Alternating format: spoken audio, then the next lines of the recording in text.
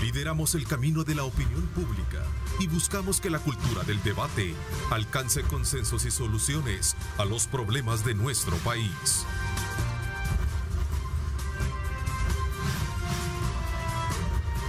Diálogo con Ernesto López, edición especial. Buenos días, El Salvador, ¿cómo están? Qué placer enorme saludarles, como siempre. Gracias por estar con nosotros en esta mañana gris sobre nuestro territorio nacional, con amenazas de lluvia. De acuerdo a los pronósticos, vamos a tener pues la presencia de estados lluviosos durante este día viernes. Pero desde ya, para nosotros debemos de seguir siempre empeñados en ver esa luz en el horizonte de un sol radiante que nos permita conectarnos precisamente siempre con esa energía positiva para cerrar bien la semana. Bienvenidos a este viernes 25 de septiembre. Como siempre, acostumbramos saludar a nuestros panelistas, pero antes quiero expresar nuestro más sentido pésame a la familia de Carlos Araujo y el resto de su familia por la pérdida esta semana de doña Lilian Aida Morales de Araujo y don René Rafael Araujo Brioso. Así es que para nuestro buen amigo Carlos Araujo, pues el acompañamiento y la solidaridad de este equipo de Diálogo con Ernesto López y de toda la familia del Grupo Megavisión también. Queremos expresar también, el día de ayer conocimos la pérdida irreparable del doctor Rafael Lorenzana, que también, aparte de ser amigo, teníamos la oportunidad de conversar con él en varias oportunidades como analistas en los programas que aquí producimos. Vaya entonces para la familia del doctor Rafael Lorenzana, nuestras más sinceras muestras de condolencia. Así es que, Julio Valdivieso, bienvenido, gracias por acompañarnos. Buenos días, Ernesto. Yo también me sumo a las condolencias y al pesar a Carlos y a toda su familia, ¿verdad?, por los duros momentos que están pasando en este momento. Igualmente la familia del doctor Lorenzana, con quien compartimos algunos paneles con él, ¿verdad? Así que vaya, nuestro más sentido pésame a la familia. Así es, y especialmente también a don Orlando Lorenzana, presidente de Canal 12, ¿verdad?, hermano del doctor Rafael Lorenzana. Bienvenido también, Marvin, ¿cómo estás? Qué gusto saludarte. ¿Qué tal? Buenos días a Julio y a Carlos Federico, que está hoy con nosotros. También mis condolencias a Carlos, que es nuestro compañero de panel habitualmente los viernes, y también a Walter Araujo, que esta semana ha sido pues difícil para ellos. Me sumo también a las condolencias por la muerte de sus padres. Bueno, muchas gracias. Bueno, y también quiero darle la más cordial bienvenida a Carlos Federico Paredes, que en ausencia de Carlos Araujo pues nos acompaña hoy esta mañana. Gracias, Carlos Federico, bienvenido. Qué gusto tenerte acá con nosotros también. Es un privilegio estar en este panel. También me sumo a esas condolencias por la familia de Rafael Lorenzana, con quien compartimos en Megavisión varios programas de campañas presidenciales con Ernesto Boches y contigo, Ernesto. Sí. Y naturalmente a la familia Araujo, tanto a Carlos como a Walter y a todo su resto de familia. Perder padre y madre con un día de diferencia debe de ser una experiencia muy triste, ¿verdad? Así es que con ellos, con mucha solidaridad. Definitivamente. Bueno, varios son los temas que vamos a aprovechar, colocar sobre la mesa de discusión esta mañana, y vamos a comenzar precisamente por lo más reciente. El día de ayer, en conferencia de prensa en Casa Presidencial, el presidente de la República hizo nuevos nombramientos. Uno de ellos es dentro de la Administración Nacional de Acueductos y Alcantarillados, ANDA, un funcionario de talla internacional, presentado incluso por la embajada norteamericana en nuestro país. Y por otro lado también a la actual diputada e independiente en la Asamblea Legislativa, Milena Mayorga, a quien se le designa la responsabilidad de tener la representación diplomática de El Salvador ante el gobierno de los Estados Unidos. Dos cambios que se dan dentro de luego en un contexto de una conferencia de prensa bastante álgida, en la que surgieron varios aspectos que tienen que ver precisamente con temas de país y que llevó en su momento a enfrentar al presidente también con algunos periodistas como tal. Tienen la palabra los tres para comenzar el debate esta mañana acá en esta edición especial. Bueno, en relación a los nombramientos, creo que es bueno que haya por fin alguien técnico en ANDA. Creo que el presidente finalmente ha repensado el nombramiento de Frederick Mesa, que había estado pues de alguna manera en el ojo del huracán. Esperemos que sea para bien. y además tiene, digamos, conocimientos ambientales, según lo ha dicho el embajador Johnson, que es un tema bien importante para digamos, poder hacer llegar agua a todo el país. Deseémosle buena suerte porque el tema hídrico es algo que es importante para el país, que genera incluso protestas de gente que se toma a la calle porque no hay, digamos, no reciben el vital líquido, y lo mejor es desearle buena suerte al funcionario. En cambio, digamos, por el nombramiento de la nueva embajadora en Washington, ya era necesario, creo yo, de tener un representante allá, más que todo, digamos, en esta época que se habla mucho de cartas que vienen de Estados Unidos, ¿no? Y cartas que se reciben. Es bueno que haya una voz salvadoreña que represente al presidente allá en el gobierno frente a Donald Trump. Ahora bien, habrá que ver el proceso que haya que seguir, que tal vez Julio puede, digamos, explicar mucho mejor si es que cómo va. La Asamblea tiene que autorizarle, entiendo yo, dejar el cargo ¿verdad? Para poder asumir. Ella tiene que solicitar permiso. Habrá que ver debe ser autorizado por la Asamblea Legislativa. Habrá que ver si no hay otro impasse, ¿verdad? Vista, digamos, lo difícil que está la situación entre el Legislativo y el Ejecutivo, porque el Legislativo podría bien no darle esa autorización. Sí, pero no creo que eso llegue a tal grado, por el hecho de que, aparte de todas las incomodidades que en algún momento se han generado por posturas que ella ha asumido, y también que los partidos de alguna manera no la han asumido. Entendería yo que por ahí andaría la cosa, ¿o no, Julio? El resto tiene la palabra también, perdón.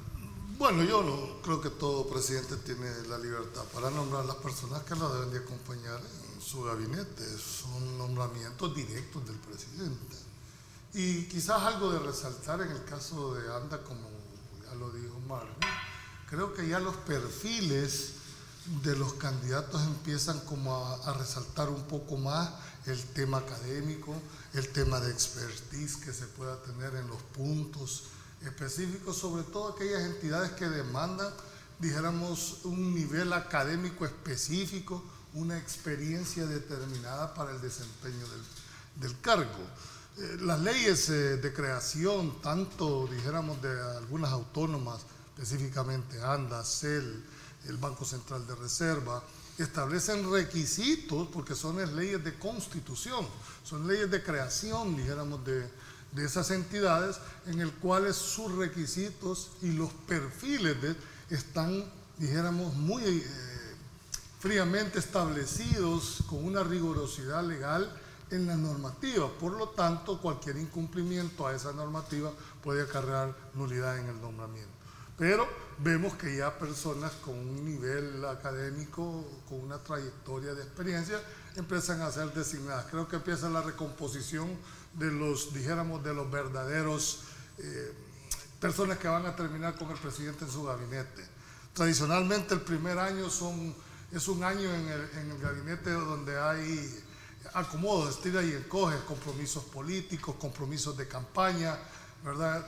Hay nombramientos de dedo, nombramientos de compromisos, pero al año empieza el reajuste del Ejecutivo, y yo creo que en esa ruta va en este momento el órgano ejecutivo para ir nombrando. Con respecto a la diputada mayor, que efectivamente es un cargo de elección popular que está electa por un periodo de 3 años, pero el reglamento interior de la Asamblea Legislativa permite que los diputados, dijéramos, propietarios, puedan ir a desempeñar un cargo al órgano ejecutivo, y eso tiene antecedentes históricos, ¿verdad?, en el cual muchos diputados, siendo diputados, eran ministros, con la única, dijéramos, requisito que necesitan la autorización o el permiso de la, mejor dicho, no de la Junta, sino del Pleno Legislativo, ¿verdad?, para que vaya a desempeñar un cargo para el cual no fue electa. Así que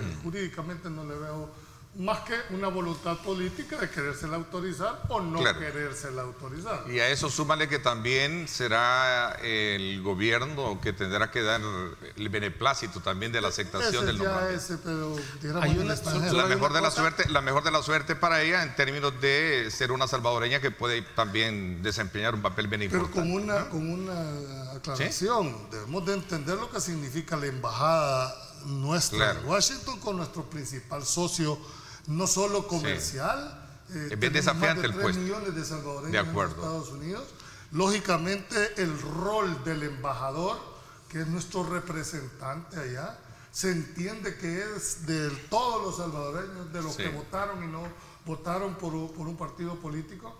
Creo que esa embajada, me atrevería a decir que es la más importante a nivel de todo el cuerpo diplomático, ¿verdad? Porque, obvio, nuestras relaciones comerciales, diplomáticas con los Estados Unidos merecen ese entendimiento. Es el lobista, es el lobista del país frente a los congresistas. Un experto te diría en geopolítica que todas son importantes, ¿verdad? Sí, pero la realidad...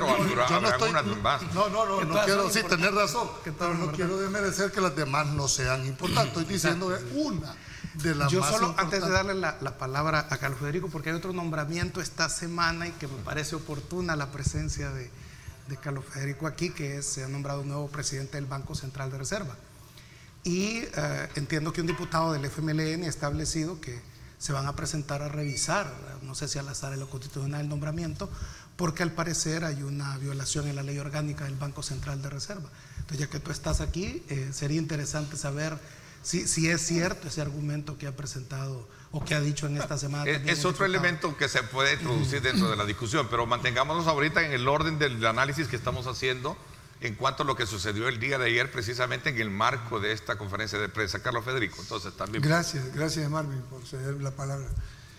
Mira, yo creo que hasta mucho tiempo se había tardado el señor presidente, porque ya llevamos, ¿cuánto? 15, 16 meses de su gobierno y había mantenido sin nombramiento al embajador en Washington.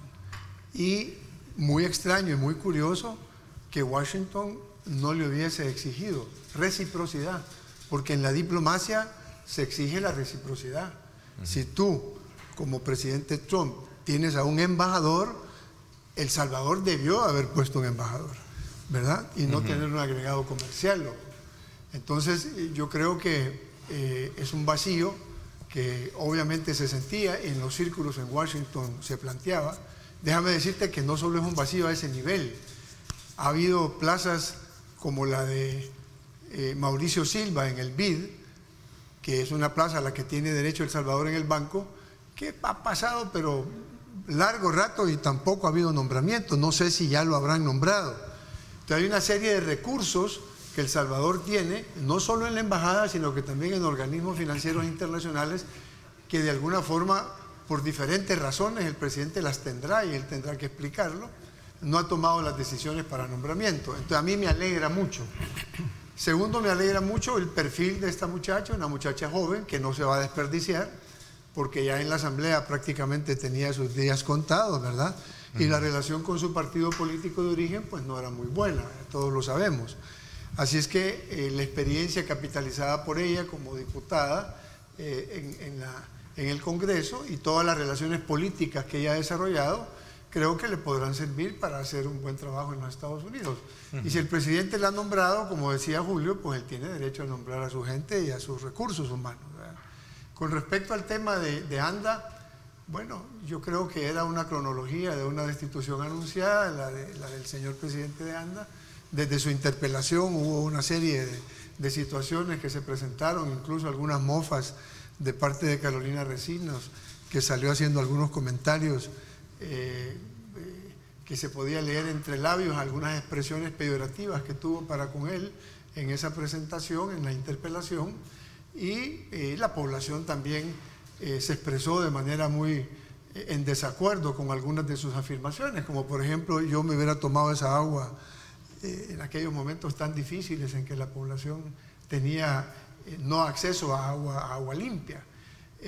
Creo que esos fueron errores que le hicieron pagar de alguna manera una factura política al actual presidente de ANDA. No lo estoy juzgando en el resto de su desempeño, por supuesto. Me parece que hay que desearle a los nuevos nombramientos el mayor de los éxitos. El país necesita funcionarios probos, necesita funcionarios con pasión de servicio a la comunidad y técnicamente capaces, ¿verdad? Así es que, tomando la palabra que Marvin me cede respecto al tema del presidente del Banco Central, es mi misma posición. Si va a haber alguna razón por la cual la Corte pudiera señalar que no cumple con los requisitos Douglas, pues habrá que dejar que la Corte y que el sistema funcione como tal, si es que hay alguna demanda. Para eso hay un Estado de Derecho.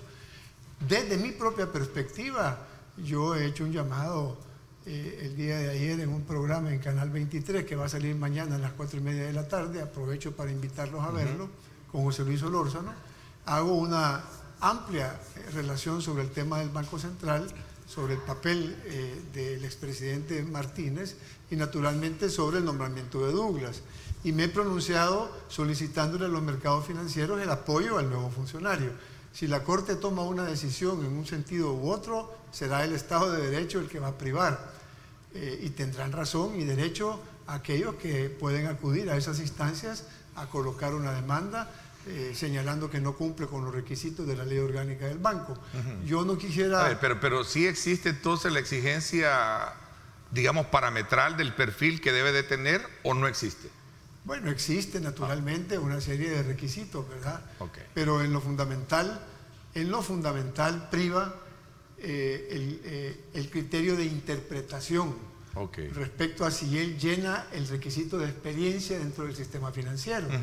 Y eso probablemente pudiera ser alguna debilidad, pero mi posición es que ya no podemos estar jugando con instituciones tan serias como el Banco Central o el Ministerio de Hacienda. Claro. Y que el país se acerca peligrosamente a situaciones de default, el país se acerca peligrosamente a situaciones en donde la dolarización podría verse cuestionada si las reservas internacionales, las remesas de nuestros compatriotas en el exterior, si las exportaciones del país y si los empréstitos internacionales en algún momento se cierra la llave a ese respecto, El Salvador no tendría la capacidad para mantener la dolarización. Y acoto que no se trata de estar en algún momento poniendo en tela de juicio a la persona, sino más bien lo que está rodeando el tema del nombramiento. Digo esto para evitar cualquier tipo... ¿Tú querías la palabra, Julio?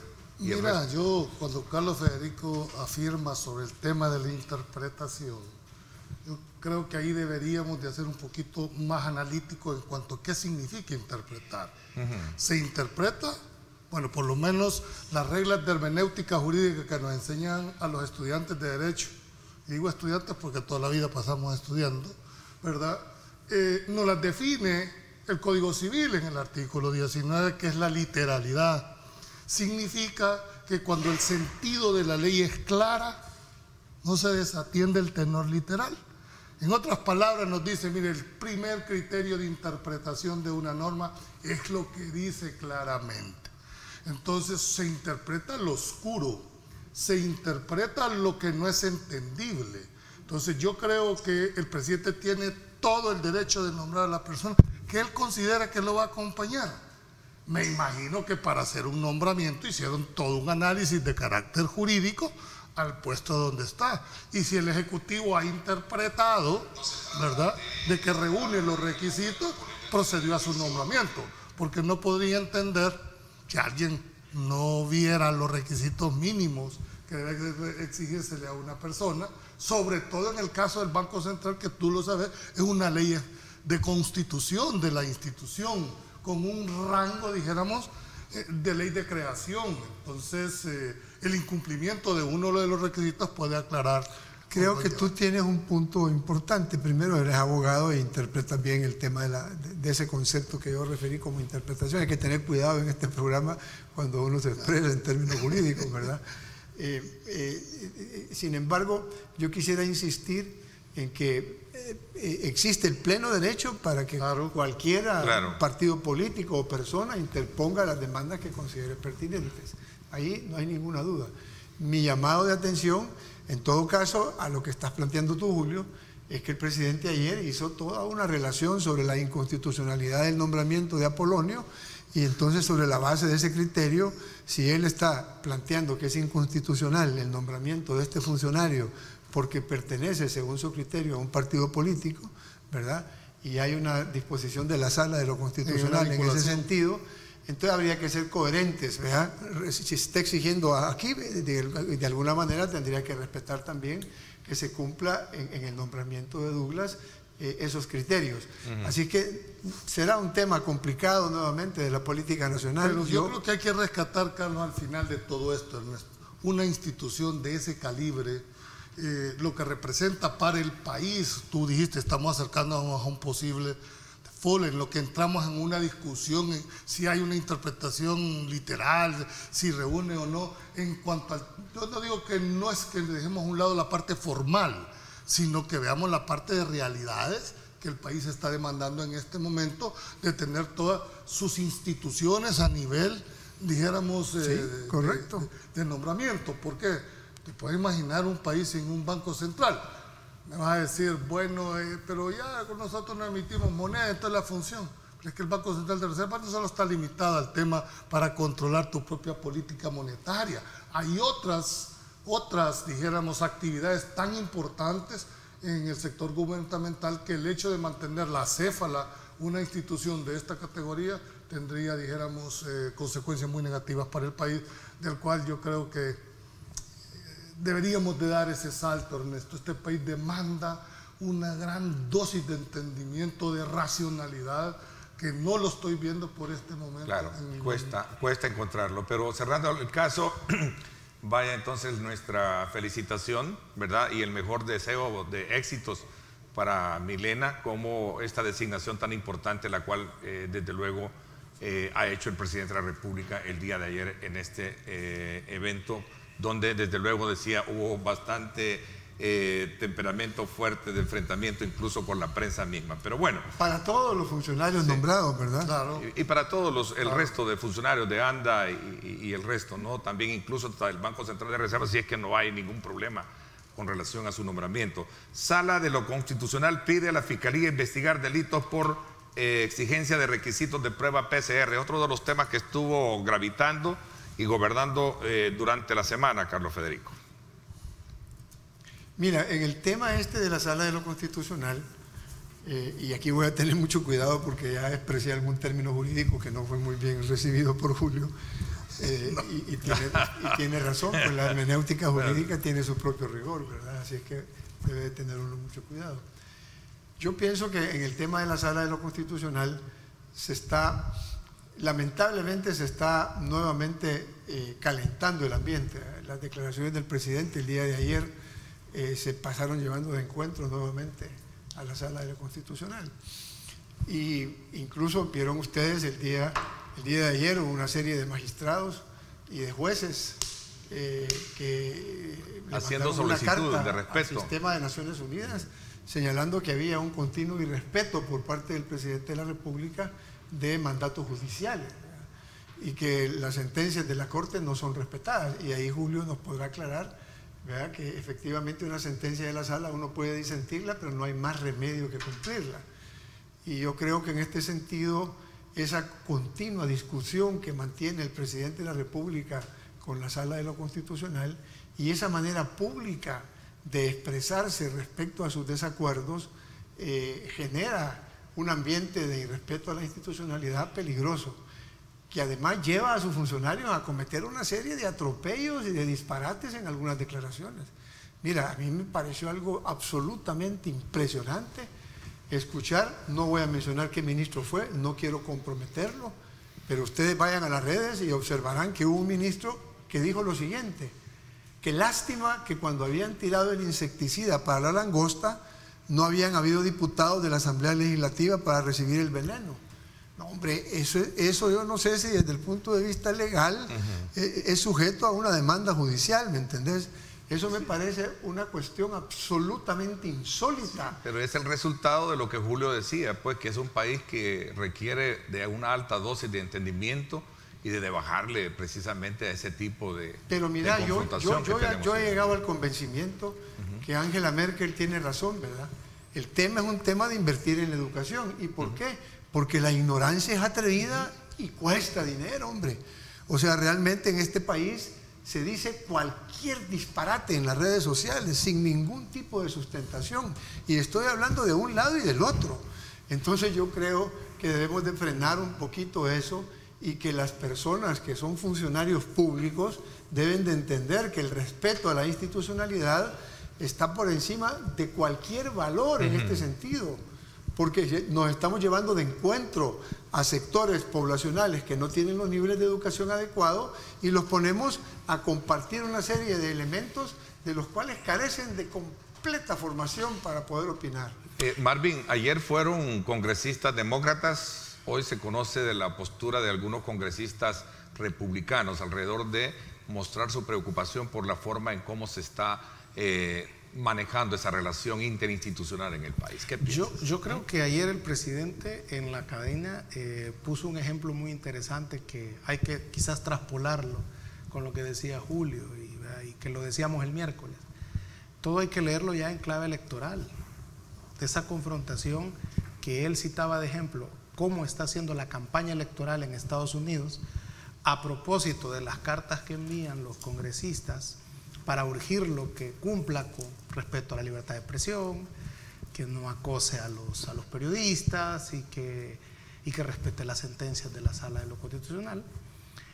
La campaña electoral en Estados Unidos es encarnizada. O sea, vamos, si Donald Trump dice de Biden que tiene Alzheimer, digo, por lo que tú citabas del veneno para los diputados. No, pero hay líneas que no puede rebasar. Les dijo comunistas y, sí, y les dijo que aquí no iba a entrar el comunismo ni el socialismo. Hay una cosa que por eso lo menciono, Julio, es que Donald Trump está traspasando las líneas rojas. O sea, en la actualidad, por ejemplo, lo del el general Soleimani, es que había un acuerdo entre los países que nunca ibas a matar a un funcionario de alto nivel de otro país, por muy tu enemigo que fuera. Pero Trump, él ha dicho que él ordenó la muerte de Soleimani. Entonces, eso ya deja abierta la posibilidad para que los iraníes le maten un funcionario de alto nivel a él también. Y es una escalada, ¿verdad?, grave, que puede terminar en una gran guerra allí en el Medio Oriente. Entonces, Trump, lo que quiero decir con esto es que la política, al parecer, en estos momentos, es de pasarse en las líneas rojas. Es que por eso el ejemplo de los estadounidenses es perfecto. Y no como Biden tiene Alzheimer, los demócratas dicen que Trump es el culpable de las 200,000 muertes en Estados Unidos. Que mientras duró la pandemia, Estados Unidos estaba comprando armas. O sea, con el dinero para la pandemia, comprando chalecos, drones militares. El comparativo con El Salvador que quieres hacer es que... Entonces es decir, y lo culpan de que en vez de atender a los 200,000 muertos, y que él es el responsable de esas muertes. Ok, regresemos un poco al comparativo que estás haciendo en nuestro país. Entonces la polarización previo a una campaña electoral es lo que yo estoy viendo aquí. Y esto se va a resolver, para bien o para mal, el 28 de febrero, que lo vuelvo a repetir. Va a ser no una elección de diputados y alcaldes, sino un referéndum, ¿verdad? Ya que no lo tenemos, el 28 de febrero va a ser un referéndum donde le van a decir, presidente, su estilo, ¿verdad?, nos parece. Le vamos a dar 70 diputados, ¿va?, y a los otros 14, ¿va?, y le pueden decir, presidente, no nos parece la confrontación que ha llevado con los otros dos órganos. Los vamos a dejar tablas, para que forzosamente, y ya no por mandato de la Sala de lo Constitucional, se sienten a negociar los dos bloques que van a quedar en la Asamblea Legislativa. Porque si bien es cierto, Nuevas Ideas con Gana puede tener mayoría simple, pero Arena y el FMLN y el PDC y todo su grupo de aliados, o el otro bloque, va a tener la llave de la mayoría calificada. Entonces se va a necesitar para préstamos, para aprobar el presupuesto, el financiamiento del presupuesto, para nombrar al fiscal, para nombrar a los magistrados de la Corte Suprema, para nombrar al nuevo procurador de derechos humanos, que esta vez esperemos no sea inconstitucional. Entonces esa es una situación que se va a resolver hasta el 28 de febrero. Yo presagio una escalada, porque no veo desde alguno de los bloques quién se atreva a dar el primer paso para desescalar el discurso de polarización que se está instalando. Nosotros de alguna manera el miércoles fuimos víctimas de eso. Cuando tú disentís del gobierno porque hay cosas que no van a estar bien siempre, y que el mismo presidente dijo ayer que era normal que hubiera oposición y que él va a garantizar la libertad de expresión, se van contra nosotros diciendo que vos sos golondrino, o yo estoy resentido, o vos sos del frente, o estás resentido, o vos sos arenero. Entonces me parece que ese debate simplista de decir este es esto o este es esto es la peor muestra de lo que tú decías, de la ignorancia que es atrevida, que a la falta de argumentos empieza a señalar que vos aquí, vos allá, y eso nosotros, por lo menos, yo no caigo en ese debate estéril de estar queriéndome defender si estoy resentido. Detiene y retiene. Yo diría que detiene, retiene y estanca todo un proceso evolutivo de democracia, que es la que entiendo expresa Julio cuando dice, bueno, traspasemos un poco ese discurso de confrontación y busquemos esos canales de entendimiento que deberían de existir en el país. Al final alguien termina pagando la factura. Julio, y ese es el pueblo salvadoreño. ¿Qué alcances puede tener esta solicitud de la sala en cuanto a la investigación que está pidiendo a la Fiscalía por esos delitos de estar exigiendo requisitos de prueba de PCR? Me gustaría que habláramos de esto en consonancia para ir en el orden del análisis de los temas que tenemos este día. Y a todos aquellos amigos que nos están sintonizando y están participando, qué bueno, háganlo, participen, cuestionen, emplacen y háganlo de la forma más educada para poder tomar en consideración sus preguntas que nos ayudan a nutrir el análisis con nuestros panelistas. Una pausa y regresamos con más.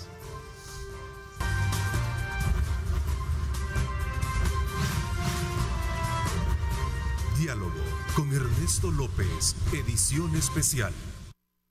Estás viendo Diálogo con Ernesto López.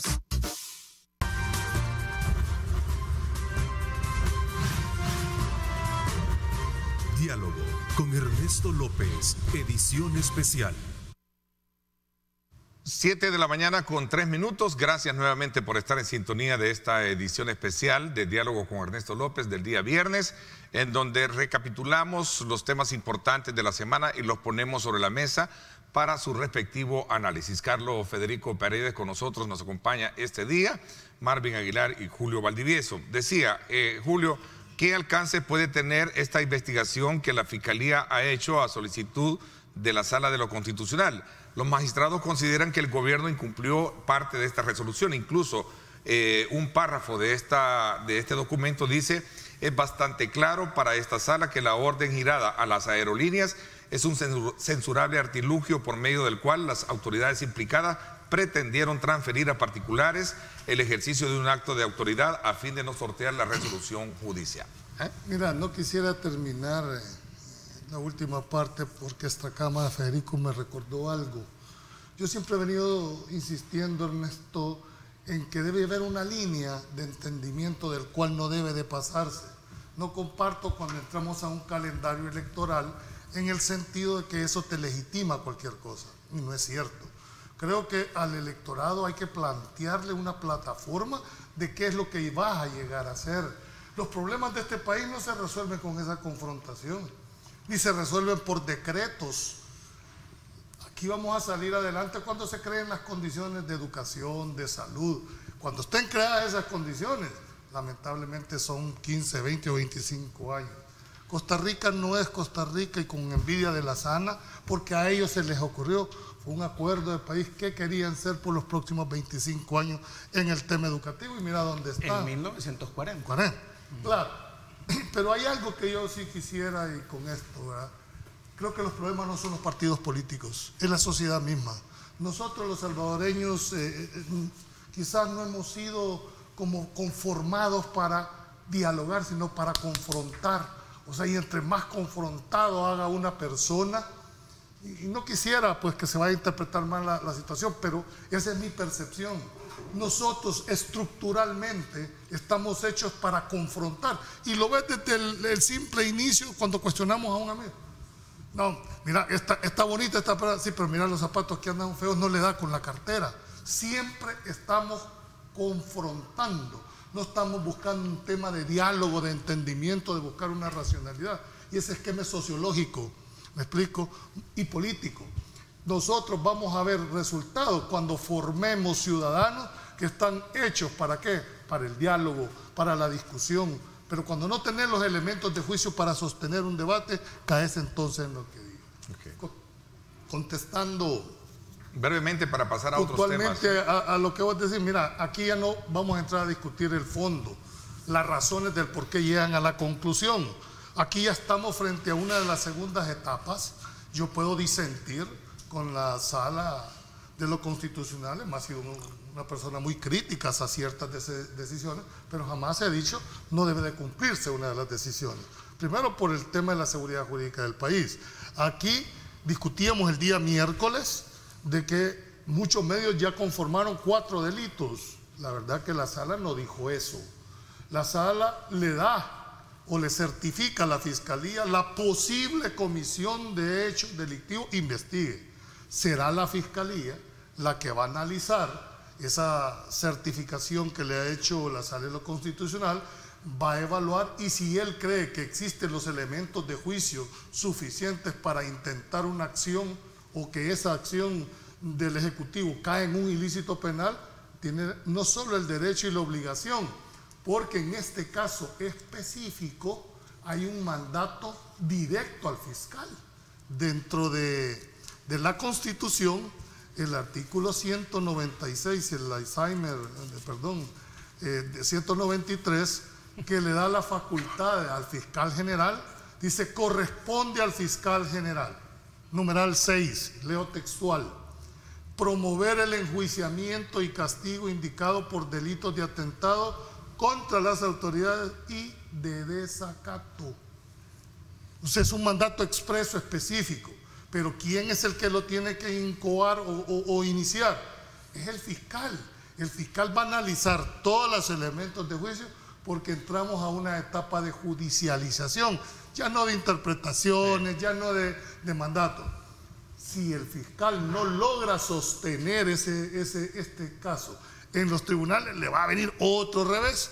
Por eso es que los fiscales son muy prudentes y tardados en algunos momentos, porque están recabando toda la evidencia que les permita poder sostener en un órgano jurisdiccional la afirmación. Así es que yo te podría decir, esperemos, esto no simplemente es una de las etapas, no hay ninguna imputación de delito, hay presunciones de delitos, como lo puedes tener Carlos, lo puede tener Mami, lo puedo tener yo, pero mientras la Fiscalía no establezca el requerimiento fijando los límites de participación y de establecimiento del delito, todo es pura especulación. Okay.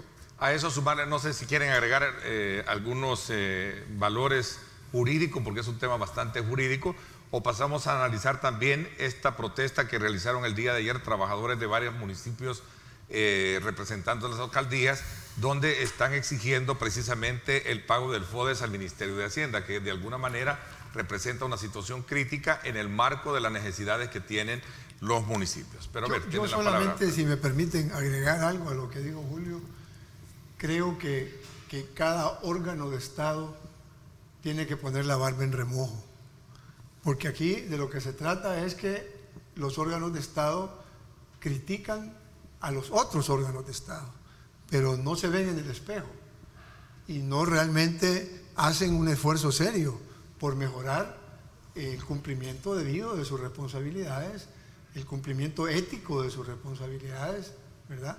Y en promoverle y darle a la población una plataforma educativa cada vez que se expresan.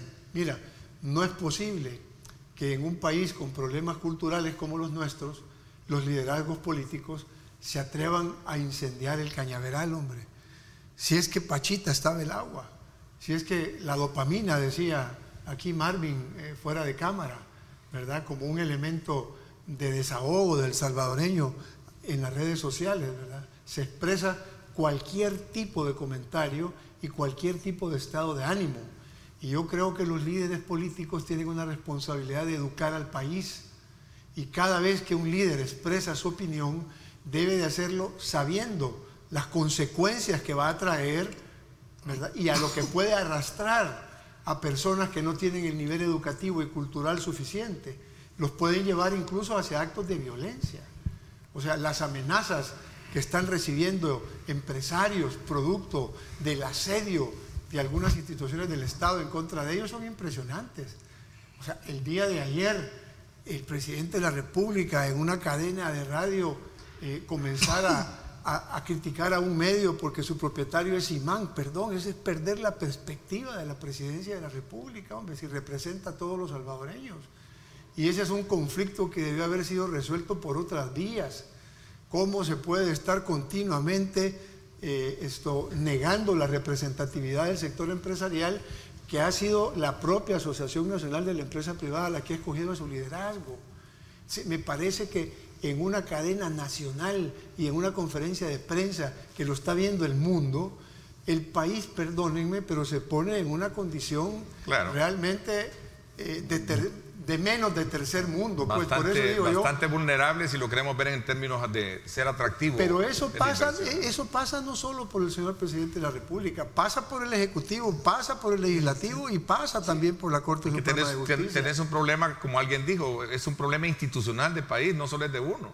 Sí. Porque para bailar, dice Julio, para bailar tango se necesitan dos. Y es que esa expresión que Julio ocupó me recordó cuando Lafitte Fernández hizo su muestra de respeto en la muerte de Germán Brook. Recordó sus años aquí en El Salvador y dijo: mis amigos salvadoreños, dijo, no están diseñados para concertar, están diseñados para destruir al enemigo. Margen. Yo creo que en lo que respecta, el fiscal ya anunció que va a hacer las investigaciones. Hay que esperar que el fiscal pueda sostener este caso, ¿verdad?, si amerita, porque estamos ante una situación inédita. Primera vez que la Sala de lo Constitucional certifica, digamos, que no se da por incumplida una sentencia en relación al órgano ejecutivo. El presidente ayer respondía que también va a certificar, ¿verdad?, la Fiscalía por prevaricato a la Sala de lo Constitucional. Entonces, por eso volví a insistir en el tema electoral, ¿verdad? Ahora, hay una cuestión interesante. Los niveles de dopamina que eleva el estar insultando a la gente por redes, porque lo haces desde el anonimato. Es que yo puedo poner una foto de Julio, ¿verdad?, y armar un perfil falso, o varios perfiles falsos, ¿verdad?, y empezar a insultar a Neto. Pues ese nivel de dopamina, una sociedad civilizada la canaliza leyendo un libro, porque el entusiasmo que hay de leer Ana Karenina de Lev Tolstoy es tan igual como agarrar a Neto y acusarlo de golondrino y vendido. Lo que pasa es que como no hemos... Pero ya estoy curtido, hombre. No, yo sí, sé. Llevo 30 años en el periodismo, 32 años de se estar le en nota eso. en la piel, ¿va?, que está curtido. Pero la cuestión es esta. Pero tienes razón. Pero como es más fácil para mí agarrar 144 caracteres e insultar a alguien que leerme un libro. Yo se los he dicho. Aquel que escribe para insultar, para difamar, no es digno de estar dentro de tu estructura de base de contacto, se bloquea. Para que lo entendas tú. Uno, hay que ver el origen histórico. Claro. Hay que decirle, la falta de poderse expresarse. Nosotros, porque de alguna manera tenemos un privilegio de estar en un medio expresando lo que pensamos, lo que sentimos, lo que interpretamos. Pero un montón de personas que quisieran darse a entender no pueden. Sí. Entonces, las redes sociales vino a ser como la descarga emocional. ¿Cuál es el error? Que no ha habido una regulación en cuanto a la forma. Pero hacia eso vamos. O sea, es decir, ¿qué es lo que ha hecho ahorita en América Latina a Facebook y Twitter? Ha empezado a descubrir cuáles son los troles y los bots y se los ha eliminado a Áñez en Bolivia, a Bolsonaro en Brasil, en Perú y en México. Han estado eliminando. O sea, vamos a tener que llegar en base a esa misma expresión que decía Eco, que no sé, Humberto Eco, que no sé si ustedes la saben, que el internet ha permitido que cualquier estúpido opine en redes. Sí, y el matón de la cuadra, ¿verdad? Y hubo una frase más dura de Humberto Eco, que era el gallito de pelea que te pegaba cada vez que pasaba. Hoy ese está en internet, está en redes. Por eso es importante, yo siempre invito a nuestros televidentes, tanto en radio como en televisión, que nos interesa conocer la opinión de ellos. De verdad, es muy válida, pero en la medida que sea con respeto. Sí, pero aún, mira, solo termino con eso. Pero aún, creo que incluso con todo y ese defecto, es una libertad de expresión que le ha costado a este país muchísimos años, muchísima sangre. Es decir, no es que no esté preocupado por el tema en la red, pero es una libertad de decirse, de lo que uno piensa y siente, ¿me entendés? Sí, pero, reconocido con sí, pero no puedes difamar, sí, pero sin difamar. O sea, que tú me permitirías que yo te dijera que tú eres un ladrón. Si cae en el delito de difamación, pues tenés todo pues sí, el derecho de irlo a demandar. La solución, pero eso es lo normal. Hay una solución también. Yo no creo que estés de acuerdo que yo diga que tú eres ladrón. Pero no, ¿sabes que cuál te es la robaste solución? un carro. Que probarme. Es que aquí hay un malentendimiento, que el que afirma tiene la obligación ahora, de probar. diferente. El problema aquí es al revés, que yo tengo que demostrar, y ahí es donde la sala debería de entrar. Permíteme, solo quiero terminar con esto. La presunción de inocencia no solo significa que se me presuma, sino que me dé el tratamiento de inocente, porque no hay sentido que te saquen en primera plana, amarrado como que son garrobos, y si se equivocaron allá por los clasificados te pongan, mire, disculpen, o que alguien afirme lo que vos decís, mire, es que sos ladrón, o que este es gay, o que... Perdóname, si alguien hace una imputación, tiene la obligación de probarlo. Yo no tengo por qué demostrar mi inocencia. El otro me tiene que probar a mí, el que me está imputando. Sin embargo, aquí esa presunción de culpabilidad, yo la veo al revés. Y digo, esta es presunción de culpabilidad y no de inocencia. Aquí todos somos culpables hasta que no demostremos inocentes. Si eso va a seguir siendo en este país el actuar, estamos condenados como sociedad. Y aquí sí retomo lo que dijo Carlos Paredes de la FIT Fernández. Okay. Estamos diseñados para confrontar y no para dialogar. Presión masiva de alcaldes en las calles de San Salvador el día de ayer por el pago de FODES es el siguiente tema que vamos a tratar. Pero Ernesto, nos vamos a la pausa. Sí, brevemente. Dime. Es que yo creo que es muy importante que le quede claro a la ciudadanía y a la audiencia que aquí no estamos en contra de la libertad de expresión. Claro. Es decir, ese derecho ganado a través de sangre y de muchas luchas por diferentes generaciones del país es algo que debemos de luchar porque se mantenga. Lo que estamos queriendo establecer y decirle a nuestra audiencia es que debe hacerse un esfuerzo por controlar los niveles de dopamina en un sentido creativo, en un sentido de orientarlos más a la lectura de un libro, de hacer deporte, de establecer relaciones interpersonales adecuadas y no de estar sacando todas las frustraciones personales que a lo que llevan es a un país altamente polarizado. Aquí el problema no solo son los líderes, el problema es que los líderes se comportan así porque hay demanda en el mercado, claro, porque la población tiene ese nivel pobre cultural que lo que privilegia es el pan y el circo. Pero no toda, hombre. No, obviamente que no toda, ¿verdad? No podemos condenar per se que toda la población salvadoreña o cibernética es esa que sigue a aquellos que de alguna manera buscan andar siendo adulados. Hay gente pensante, hay gente que cuestiona, que critica, y aquí tengo yo un montón de preguntas a ustedes que les están haciendo. Hay de todo, Ernesto, hay de todo, pero el llamado al país es que nos pongamos con seriedad a exigirle a los órganos del Estado que sean serios en el manejo de la comunicación hacia la sociedad. Que sean un ejemplo. Eso, yo creo, eso, Ernesto, ese es el tema. Ese es el tema, muy de acuerdo. Nos vamos a la pausa, gracias por estar con nosotros. Por cierto, el día de mañana, invitarlos, Grupo Radial Megavisión, a las 7 de la mañana también le tiene un programa muy interesante en la cual estamos debatiendo aspectos que tienen que ver con este cambio de comportamientos políticos de cara a los comicios que se aproximan para alcaldes y diputados. Estará con nosotros Reina Villalta, aspirante a diputada por el FMLN por el departamento de Usulután. Estará Rubén Flores, aspirante a diputado por San Salvador por el partido Nuevas Ideas. Roberto Rivera Campo, aspirante a diputados por el partido Vamos. Mañana, sábado 26, 7 de la mañana, en directo con Ernesto López Radio. No se lo pierda a través de 107.7 Fuego, estación del Grupo Radial Megavisión.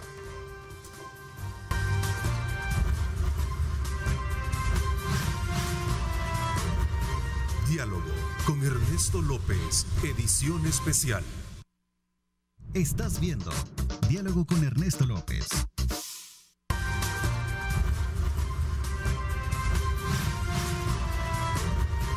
Diálogo con Ernesto López, edición especial.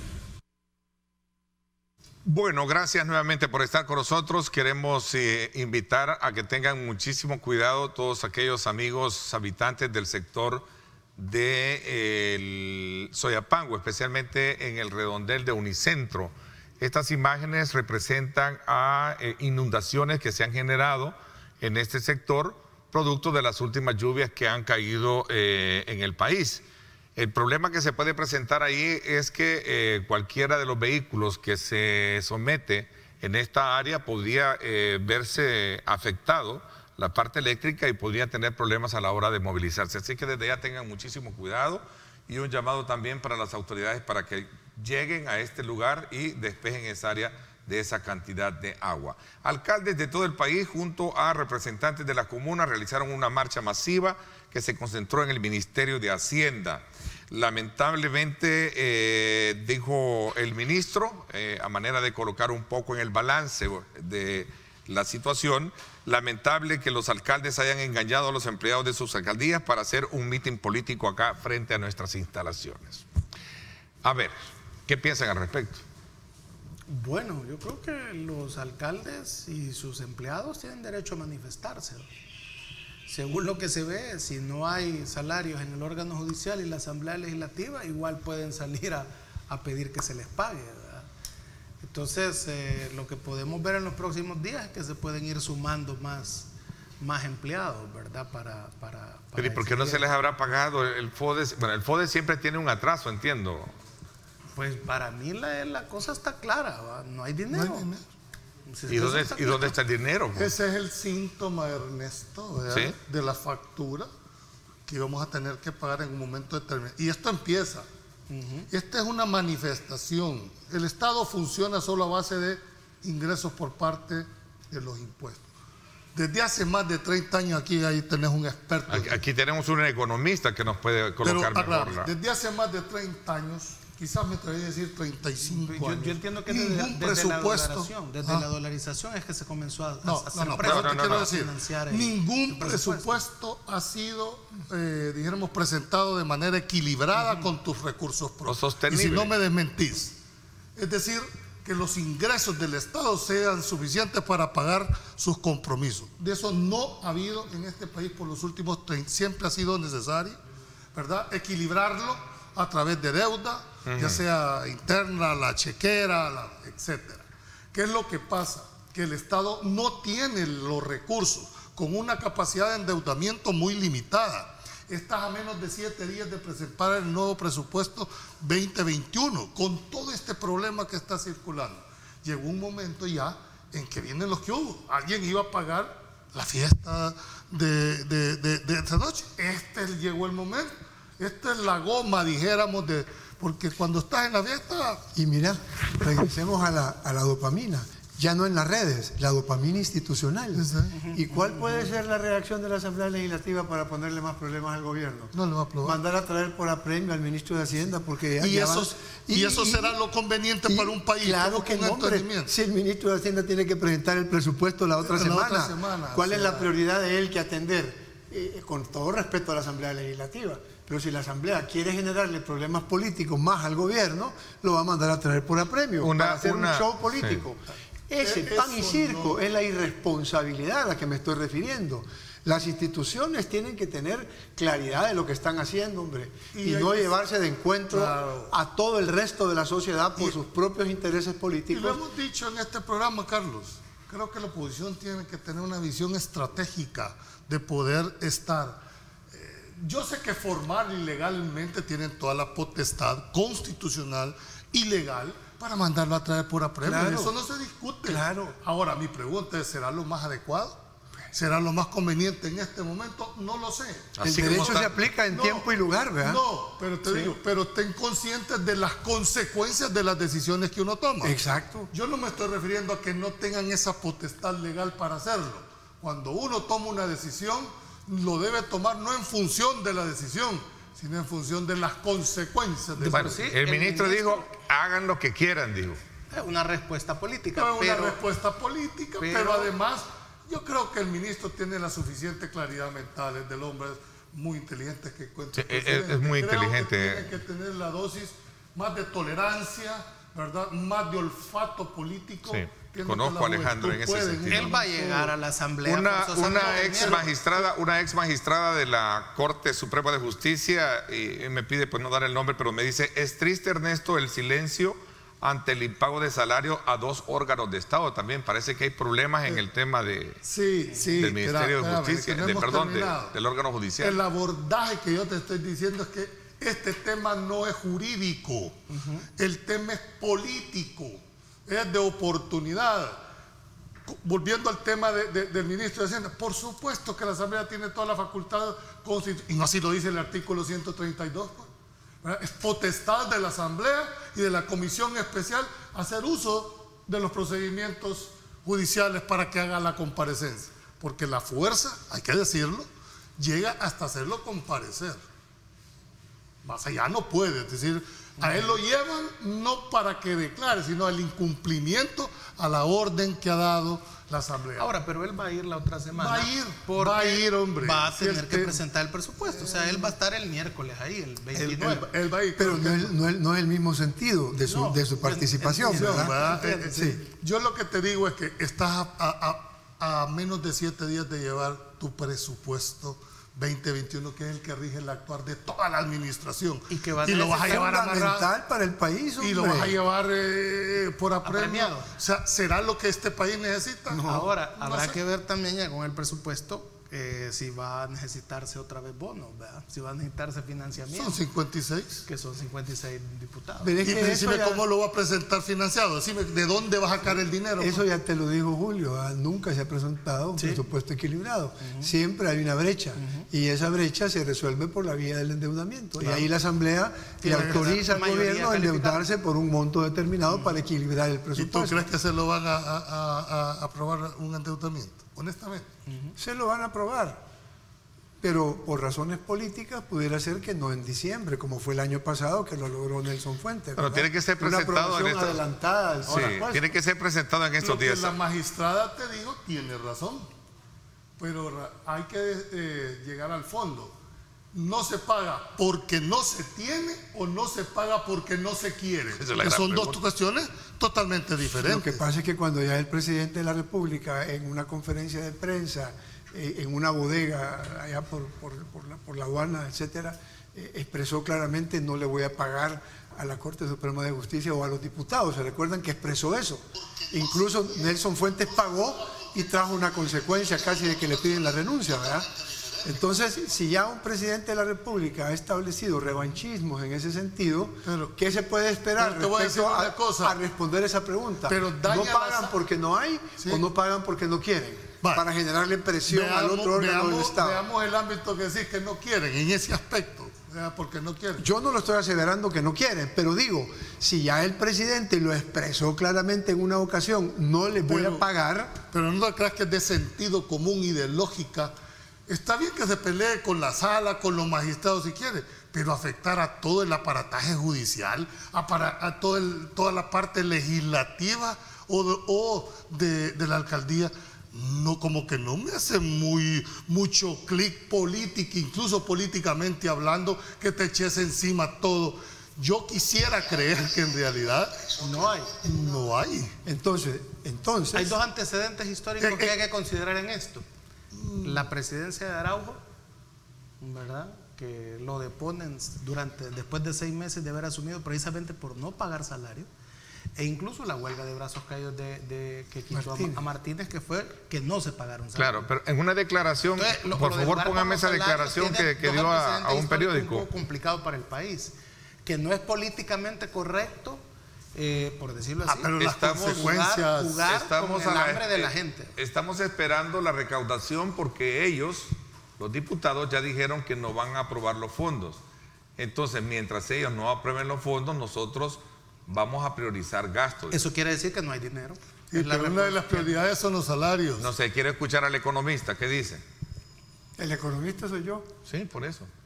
Es que estaba viendo a Julio. No. Estaba viendo a tu cámara. Lo que pasa es que mi cámara está allá, está a la par de Julio. Excelente. No, pues yo creo que lo que está diciendo el ministro de Hacienda es lo que a cualquiera en sus zapatos le corresponde, pues. Él tiene que priorizar. Si tiene pocos recursos, tiene que priorizar. Normalmente las prioridades para el Estado son el pago de la deuda externa para evitar caer en default y el pago de los salarios, para priorizarle justamente el derecho que tienen los trabajadores a recibir su salario y llevar su comida a la casa, ¿verdad? Entonces él tendrá que priorizar, Pero esta es consecuencia de la alta polarización de la que hemos estado hablando. Me cuentan acá un pajarito, al famoso pajarito. Dígalo. No, que a los ¿verdad? diputados... Y después dicen que ya aburrimos que nosotros. me van a ¿verdad? decir que soy pro Chávez, o no, ¿cómo se llama? El presidente de Venezuela. Maduro. Que un pajarito. Miren, a los diputados en confianza no les han pagado. Espérame. Yo quisiera volver al tema de porque de alguna manera no estoy justificando la acción, pero en el Estado hay gente que tiene muy claramente su presupuesto coyol quebrado, coyol comido. Hay deudas con los bancos, es decir, cada trabajador sí, tiene una cadena deuda. de pagos. Es una cadena. Es decir, yo no quisiera crear, ¿me entendés? Jugar con los salarios de los empleados públicos es muy delicado. Cuidado. Puede hacerse bajo la óptica, como vos decís, con antecedentes. Yo quisiera creer que en realidad no es un tema de no querer, ni de capricho, es un tema de recursos. Sí. Y tiene que priorizar, señor ministro. Y los salarios son créditos privilegiados del trabajador para con el patrono. Es decir, es la única fuente de ingreso que tienen los trabajadores, y estos son trabajadores estatales, son los salarios. Y el estómago no tiene ideología. Claro. El hambre nos aprieta a todos. Cuidado con esa acción, porque sí puede tener consecuencias. Miren, políticas y electorales. Yo quisiera, si me permiten, solamente y muy brevemente señalar que el exministro Fuentes declaró en su momento que si en el mes de octubre la Asamblea Legislativa no había aprobado incorporar al presupuesto los diferentes créditos que el gobierno había logrado negociar con la comunidad internacional, octubre sería un mes crítico en términos fiscales para la economía salvadoreña. Ojalá se haya equivocado, porque va a ser bien duro eso. Es que miren, ojalá se haya equivocado. Es que miren, 24.5% han caído las exportaciones, 24.5%. Es el único país en Centroamérica que no ha tenido una recuperación positiva de las exportaciones. ¿Y eso es debido a qué? A las decisiones que tomamos. Cerramos la economía. Si prácticamente el 80% de las empresas del país cerró. Claro. O sea, en lugar de liderar a la población para aprender a vivir con el virus, como hicieron las otras economías de la región, cerramos de manera precipitada el 80% de las empresas. ¿Cuál es la consecuencia económica de eso? La consecuencia económica de eso es lo que estamos viviendo. Un hoyo de más de $1.000 millones fiscales, que habrá que ver cómo con el dinamismo de la economía se vuelven a recuperar. Entonces hay que tener mucho cuidado con una segunda ola del COVID. En una segunda ola del COVID debemos de garantizar que no cometemos los errores del anterior. Por ejemplo, no vamos a ir a ser los primeros en cerrar el aeropuerto de nuevo, ¿verdad? O sea, ahí sería un error, pero estrepitoso, o empezar a cerrar otra vez sectores, ¿verdad? Debemos de continuar la decisión que se ha tomado de reactivación económica, aprender a vivir con el virus, que la población no le tenga miedo, pero sí respeto, y saber que las consecuencias que se tomaron en un inicio, originadas por un buen sentido de protección de la vida, se llevaron a un extremo tal que a lo que llevaron fue a que la economía se fuera al hospital. Ok, y a eso agreguémosle también el déficit fiscal que hubo, la recaudación que se cortó también a raíz de ese cierre. Sí, pues sí, Ernesto, si es que el ministro no es mantraquio. Pues sí, sí, no, por eso no. Si no hay recaudación fiscal, no hay dinero en la sal. Simple, sencillo. Simple, pero eso es lo que se quiere interpretar. Muy de acuerdo. Saludos a don Jorge. Si se tiene y no lo quiere dar, creo que es una decisión política muy, muy negativa que va a tener una consecuencia. Ok, saludos muy especiales hasta Aguachapán, a la familia de don Jorge Méndez. Nos piden que lo saludemos con muchísimo gusto. Gracias por estar con nosotros conectados en esta cadena nacional todos los viernes en todo el país. Gracias por ese valor incalculable que tienen para, de preferencia, mantener la sintonía de este programa. Una pausa y regresamos con más temas.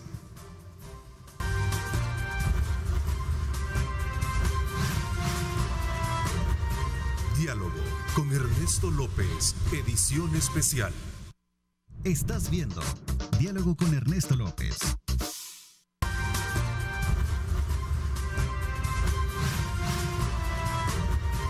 Diálogo con Ernesto López, edición especial. Bueno, vamos a pasar en el tiempo que nos queda también a tratar este otro tema que esta semana, no sé si quieren terminar de complementar el tema del FODES, pero esta semana también hubo cierta incumplimiento o una orden judicial para poder acceder a los archivos militares en el caso del Mozote. El presidente de la República, por cierto, ayer en conferencia de prensa, él hablaba de desclasificar a su criterio estos archivos, que incluso dejaba entrever que en el pasado a lo mejor quienes han estado gobernando ya no están siendo los originales que se tienen con relación a esa investigación. ¿Qué piensan al respecto? Solo en el tema del FODES, para terminar de cerrar esa parte, esa no es discusión, esa es una obligación de pagarlo. Y eso que viste vos ahí es una manifestación de lo que se espera. ¿Cuál va a ser la segunda etapa? Ni siquiera hay que entenderlo. Van a ir a meter camiones ahí para detenerlo. El tema del FODES es un tema, hay unos alcaldes que sin el FODES no subsisten. Hay que entenderlo muy claro. Otros, quizás los que tienen mayor recaudación, pueden subsistir, pero la gran mayoría de alcaldes sin ese FODES, sin ese dinero, no pueden pagar.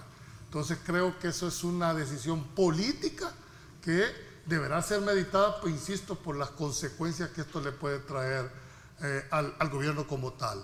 Y lo que tú estás planteando de esa decisión, hay que entender dos momentos, Ernesto. Uno es que los anteriores gobiernos pudieron haber tenido voluntad política de abrirlo o no abrirlo. Esa era una decisión o una promesa del presidente. Lamentablemente aquí estás frente a una, dijéramos, diligencia jurisdiccional que no tiene la misma óptica política de un presidente. O sea, estás dentro de un proceso judicial que mandata.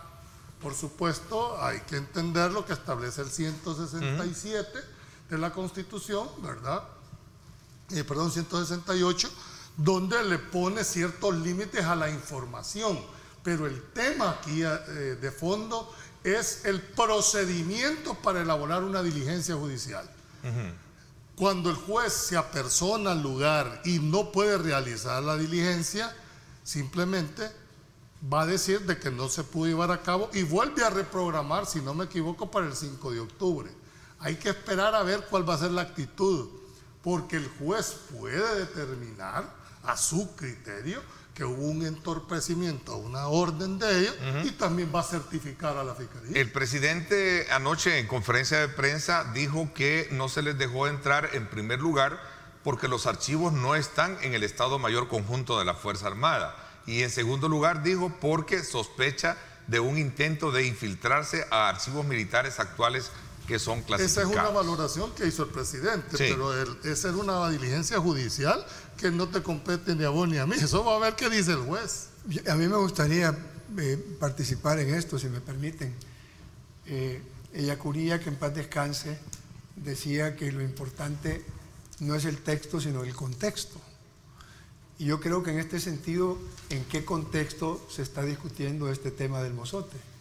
En una resolución de un tribunal español que logró culpabilizar a un militar que consideraron culpable o responsable de la decisión del asesinato de los jesuitas. Eso es una bofetada al sistema judicial del país, porque ha tenido que ser un tribunal internacional, en este caso español, el que ha venido a dictaminar la culpabilidad, que la sociedad en su conjunto ha estado clara desde el inicio de dónde estuvo la responsabilidad del asesinato de los padres jesuitas. Entonces, este tema del Mozote es una continuación de violaciones a los derechos humanos cometidos durante la guerra. Por supuesto que las violaciones fueron de los dos lados. Por supuesto que yo no he estado nunca de acuerdo en que la amnistía que fue aprobada haya sido de alguna forma interpretada como que su vigencia ya no existía para el país, porque eso es abrir una caja de Pandora, ¿verdad? Entonces yo creo que en este sentido la sociedad salvadoreña reconoció la necesidad de reconciliarse y por lo tanto aprobó en su momento el sistema judicial una amnistía amplia y general para todos los que participaron en el conflicto armado. Remover esas causas de nuevo es algo que nos va a generar un conflicto innecesario. Naturalmente que hay derechos de las víctimas, por supuesto que hay derechos de las víctimas, Pero yo sí creo que debemos de tener muchísimo cuidado hacia dónde queremos llevar esta confrontación, y más ahora en términos electorales, porque siempre surge como una reivindicación en momentos electorales. Claro, siempre ¿verdad? hay una promesa de abrirlos y al final ahí lo tienes el resultado. Entonces, de hecho, el presidente coronó un poco el comentario que hacía mención, asegurando que en los últimos 40 años se han perdido o han sido destruidos los documentos. ¿Qué dijimos aquí? Es delicado, ¿no? No lo dijimos aquí. Pues. Lo dijimos. Hay una cosa, Federico, yo entiendo que tu generación tenga claro eso de que ya se perdonó, se cerró la ley de amnistía, no hay que abrir más esos casos. Pero habemos otra generación que creemos que es importante saber la verdad. Tú no te atreverías a decirle a los israelitas que dejen de perseguir a los nazis, que los mantuvieron ahí. O sea, 70 años después todavía siguen buscando nazis, porque lo que hicieron en ese momento es algo que debe de quedar un precedente, que nadie más debe de volver a hacerlo. Entonces, decir que ya pasaron 75, 80 años de la Segunda Guerra Mundial y que ya olvidémonos de eso y que eso es para los libros de historia, es correcto, pero también es necesario saber qué fue lo que pasó. Y lo que vemos aquí es que hay una resistencia de una generación que participó en la guerra a decir que fue lo que pasó. ¿Verdad? Es decir, si ya, te voy a decir una cosa con el caso de Mayo Cibrián en San Vicente en 1986, que el responsable político de eso es Salvador Sánchez Serén.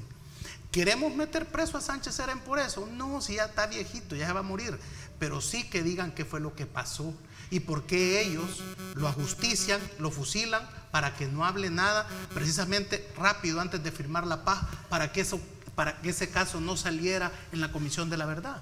O sea, se nota que sí quisieron ocultar algo. Ahora, ¿y ahí cuánta gente dice que ha muerto en San Vicente? Fusilada por ese paranoico loco, ¿verdad? De Mayo Cibrián. Casi 1000 personas. Y cuadros ideológicos importantes para la izquierda de este país. Entonces, no necesita esa gente incluso tener una tumba, Carlos Federico. Yo respeto muchísimo ese sentimiento que tú planteas. Cuando yo fui viceministro de Planificación, me tocaba recibir a los padres de las monjas que fueron asesinadas por la Guardia Nacional allá en la zona. Claro, sí, ¿te acuerdas? de la Orden Marignol. Es correcto. Me tocaba recibir a los padres de ellas. ¿Me entendés? Y yo, teniendo la plena convicción de la responsabilidad del cuerpo de seguridad en el asesinato de ellas. Mira. Entonces, ¿por qué te quiero poner esto en contexto? Porque la decisión que toma la sociedad salvadoreña de reconciliarse es una decisión que evitó que el país se fuera a un despeñadero. Correcto. Memo Ungo decía, aquí no se trata de que tú estés de acuerdo en la negociación política. Aquí se trata de que o negocias la paz o el país se va al despeñadero. Es correcto. Bueno, entonces, se trata de una necesidad política. La verdad es importante para la paz. Yo estoy contigo con la verdad. Pero hay que ver una cosa. Estoy contigo con la verdad. No es de meter preso a nadie. Pero te voy a decir, aquí estás haciendo un análisis frío, sí, 30 y pico años después de los hechos. Es fácil analizarlo con cabeza mental. En tiempo y lugar. Derecho, ¿verdad? Que vos crees en una mente meridianamente inteligente que hubiéramos ido a La Paz o si hubieran quedado los fusiles si vos no garantizabas una ley de amnistía. El problema es no se hubiera podido. El problema de no saber la verdad en este tema, en estos temas, es que hay mucha gente que participó en crímenes de guerra. De ambos lados. De ambos lados. Y que se abrogan a día de hoy la autoridad moral para decir cómo debes de manejar el país. Los ves en la palestra política, los ves en cargos públicos, los ves de diputados. Ahora, y esa autoridad moral la tienen porque la verdad nunca se ha sabido de qué es lo que ellos hicieron. Ahora, hay que reconocer que las decisiones de olvidar no las tomó la sociedad salvadoreña per se. Fueron los interesados que presionaron para que eso ahí se incluyera. Pero ¿qué hubiera pasado si no se llega a un contexto de un acuerdo? Me lo explicas cuando regresemos después de la pausa. Vamos a la pausa, gracias por estar con nosotros.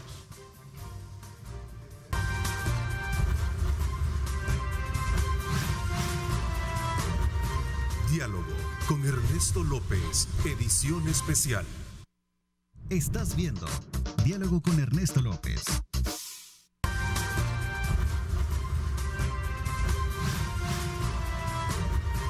Diálogo con Ernesto López, edición especial. Bueno, gracias nuevamente por estar con nosotros. A ver, y agradezco a todos que están muy activos a través de las redes sociales enviándonos sus comentarios. Así es que sigan el debate en ella para que de alguna manera pues fluya lo que nosotros siempre hemos querido, ¿verdad? Elevar esa categoría de discusión a debates de altura, porque eso es lo que nosotros merecemos como salvadoreños. Julio, me decía que quedé en darte la palabra. Perdón.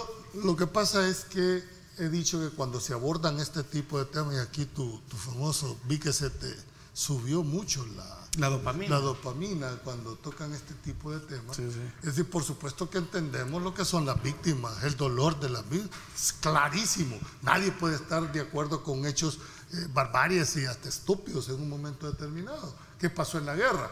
Pero en la guerra estuvieron de los dos lados. Sí, ¿no? En la guerra se cometieron abusos de los dos lados. Ajá. Ahorita estamos a cuántos años desde que sucedieron todos hechos haciendo un análisis con una cabeza fría en un contexto totalmente diferente en tiempo y lugar. No es lo mismo que analicemos las causas ahorita a que las hubiese analizado el 31 de diciembre a las 12 de la noche en el año de 1991. ¿Tú crees honestamente que el FMLN se hubiese desmovilizado o la Fuerza Armada hubiera permitido si no se le garantizaba a través de una ley? Explícamela. Claro. ¿Cómo hubiese hecho para poder desmovilizarse eso? Sobre todo el ejército. No lo hubiera hecho. Los mismos actores de la guerra decidieron la amnistía y luego muchos siguieron gobernando el país, dice Paul Steiner. Si en eso estamos de acuerdo, si es que no hubiera habido esa ley de amnistía, no se hubiera totalmente de acuerdo. No se hubiera firmado la paz. Yo no adverso el proceso de paz. Todos lo celebramos en aquel momento. ¿Verdad? Todos lo celebramos. Va. El punto es que para evitar volver a pasar por esta misma situación, ¿verdad?, que provocó la guerra, incluso la polarización, ¿verdad?, era necesario saber la verdad, que quede en evidencia la impunidad. Que vos, si estás ahí en un puesto, debes de saber que vas a responder por lo que haces mientras estés en el puesto. Entonces, pero eso no ha pasado en el país. Digan lo que digan ustedes dos y quienes se opongan a esos procesos. No, es que no nos estamos oponiendo. Te estoy haciendo el análisis del contexto. Eso estás interpretando vos. De decir la verdad, de abrir la caja de Pandora que tú decías, ¿verdad? Muy por el contrario, esta generación, la revolución tecnológica, Carlos Federico, dice, es que abramos las cajas de Pandora, ya basta. O sea, aquí debemos de discutir todo lo que han dicho que es indiscutible, porque solo así vamos a poder llegar a la verdad lo más posible. Nunca vamos a llegar a la verdad absoluta, pero vamos a poder llegar a la verdad lo más posible. Entonces, mira, lo primero que hay que pedirle al presidente de la República es transparencia en el uso de los fondos, porque ahí queremos llegar a la verdad. Exacto. Entonces no nos estemos remontando, perdóname, no nos estemos remontando a 40 o 50 años atrás. No, ¿qué te dice el presidente? Veamos los problemas de transparencia que hoy. Tú quieres empezar con este gobierno. Claro. Pero para atrás no quieres empezar. Perdóname. Y lo que hay que sacar boletos. Sí, perdóname, estoy de acuerdo. El primer presidente que hay que procesar es a Freddy Cristiani por el caso de los jesuitas. ¿Tuvo que ver o no tuvo que ver? Según la sentencia en Madrid que tú mencionabas, sí tuvo que ver. Bueno, por eso te digo, yo no estoy adelantando criterios respecto a la participación de Freddy o no. La sentencia lo relaciona. Dice que tuvo que ver. Y no solo la sentencia, sino que todo el desarrollo del juicio. Porque si bien la decisión la tomó el alto mando, pero él pudo dar la contraorden. ¿Qué no oíste vos las declaraciones que dio el padre Tojeira con respecto a ese punto específico? Yo quisiera referirme a esa expresión de dopamina tuya cuando dijiste que el expresidente Sánchez Serén ya se va a morir. Yo tengo mucho respeto en ese sentido al expresidente Sánchez Serén y en general a los expresidentes de la República. Por supuesto, algunos están en la cárcel, otros están fuera del país. En su momento respeté la institucionalidad y ahora, por supuesto, es el sistema judicial el que tiene que hablar, ¿verdad? Y determinar a través de la fiscalía que incoa, decís tú, esos términos jurídicos que vos ocupás, ¿verdad? Y que hace las investigaciones pertinentes. Pues a Funes no se le ha vencido en juicio. tiene que vencerse en el juicio. Ahora, Saca aceptó su culpabilidad y está preso. Paco ese Flores, está sentenciado. Paco Flores, que en paz descanse, Murió él solito inocente. se condenó ante la Asamblea Legislativa por la actitud. Sí, pero con la que mientras llegó. no lo declaren, que Sí, jurídicamente, Paco Flores no tiene esa es ninguna otra cosa. responsabilidad. ahora, aquí hay una pregunta que me parece que tiene mucha lógica planteárselas a ustedes en la mesa. Y dice alguien, ¿por qué si el FMLN tuvo 2 periodos de gobierno, por qué no los abrió? Esa fue una Porque es el acuerdo. Espérame. Tú hiciste la pregunta que íbamos a valorar la negativa del juez. Una cosa es la posición política de los gobiernos o la voluntad de abrir los archivos unilateralmente, y otra cosa es cuando hay un proceso judicial y una diligencia establecida. Son dos parámetros completamente diferentes. Si el Frente no los abrió, pues sus consecuencias políticas tuvo. Hubo un promeso con las víctimas. Todos les han prometido abrir los archivos. Toditos les han prometido. ¿Y qué van a hallar? ¿Ustedes creen, y lo dijimos en este programa, que los iban a estar esperando de haber existido? Solo quiero no atentés contra la meridiana inteligencia, hombre. Yo hablé con un comandante de la época que manejó una guarnición militar. Se me fue el tiempo. Será para la próxima. Ya brevemente, y le pregunté, ¿esos archivos existen? Mira, me dijo, yo nunca hice operativos en papel. No hay, o sea, sería atentar contra el ejército. Bueno, que ahí van a quedar guardados. Algo así parecido dijo el presidente el día de ayer. O sea, lo que van a encontrar son operaciones de las actuales, porque no están las que en el pasado se andan buscando. Como ya estamos terminando, yo quiero agradecerle a Julio, que está en el Consejo Editorial, la invitación a este programa. Julio me ha expresado como Megavisión siempre su amistad, y han claramente aplicado el principio de presunción de inocencia, porque alguna gente se preguntará por qué, si yo tengo un delito, supuesto delito de estafa agravada, que por cierto el 1, el 12 y el 5 de octubre en mi juicio, y espero que podamos mostrar con suficiencia ante el juez, con pruebas de descargo, mi inocencia, han mostrado siempre la aplicación del principio constitucional de presunción de inocencia. Aquí no hay ningún juez de la República que me haya encontrado culpable, que me haya vencido en el juicio. Eso, mira. Quiero agradecer la amistad de Megavisión y de los amigos en general. Uno de los principales valores con los cuales trabajamos acá es el principio de la inocencia. No condenamos a nadie. No solo es esto. Este servidor defiende principios, no personas. Porque hoy es Carlos, mañana no sabes qué. Puede aquí, ser cualquiera. Si vos le mandás alguna situación, decís que sos golondrino, sino que sos arenero más recalcitrante. Razonen, evalúen situaciones jurídicas. Gracias a los tres. Los espero en radio mañana a las 7. Pásenla bien y como siempre recuerden lo más importante, amar a Dios sobre todas las cosas. Lideramos el camino de la opinión pública y buscamos que la cultura del debate alcance consensos y soluciones a los problemas de nuestro país.